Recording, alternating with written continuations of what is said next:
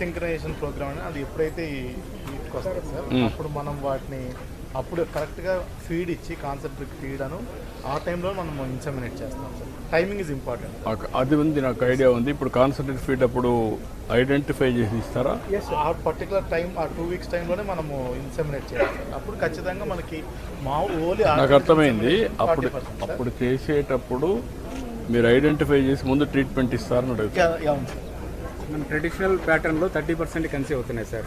ఈ స్కీమ్ లో మన స్పెషల్ ఇంటర్వెన్షన్ వల్ల 450 రూపీస్ అడిషనల్ గా పే చేయడం వల్ల వాళ్ళ ఫార్మర్స్ మనం 450 రూపీస్ గవర్నమెంట్ నుంచి సబ్సిడీ రూపంలో ఇచ్చి స్పెషల్ ఇంటర్వెన్షన్స్ మెడికేషన్ చేయడం వల్ల అదనంగా 40% తీసుకొచ్చాం సార్.